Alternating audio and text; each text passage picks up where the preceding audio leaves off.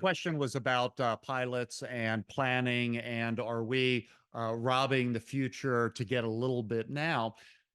Think about it from your perspective. If you're the developer, why would you be asking for that as opposed to the downstream revenue? Because it's going to be less expensive for you and you get the money up front.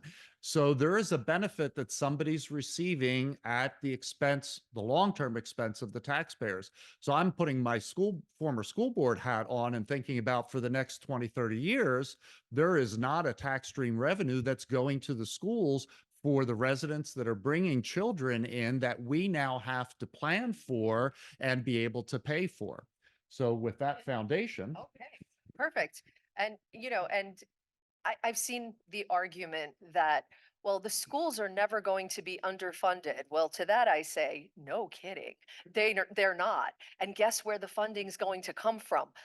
Those of us who don't live in a piloted or tax abated, let's call it what it is, in a tax abated unit.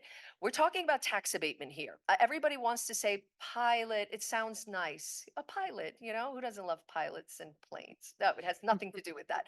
It's a payment in lieu of taxes, is what it is.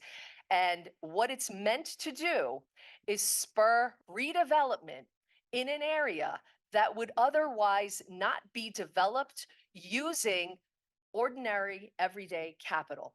So that's not Warren. Mhm. That is not Warren. So and I can't say that. I can't say that because redevelopment, because pilots are given to redevelopments. That's really what pilots are there for. They're to spur that development on. So can there be a redevelopment property or a redevelopment zone potentially in a town, even a town like Warren? Yes. Yes, I've seen it. I've seen it in other towns, relatively wealthy towns.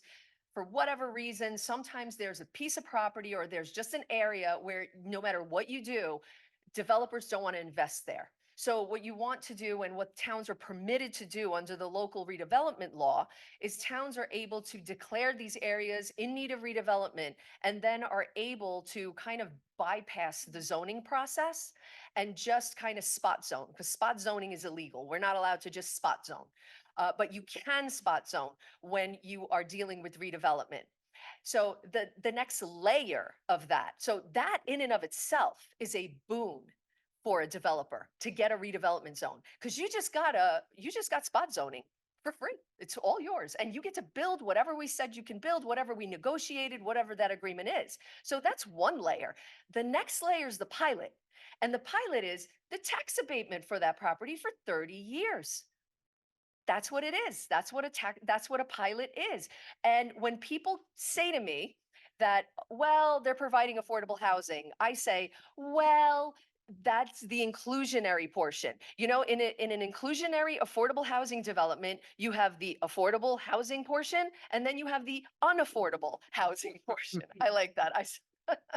So the unaffordable housing portion, which is far larger than the affordable, it's usually 80% unaffordable versus 20% affordable for sale units, and it's 85% unaffordable versus 15% affordable in rentals. So that is supposed to be your offset. That is supposed to be the carrot for the developer. It's that unaffordable portion. That's where you're making your money, and they are making money on that. When you look at the rentals and what they go for in a town like Warren with an excellent school system, there is no reason for a pilot in my mind. Zero.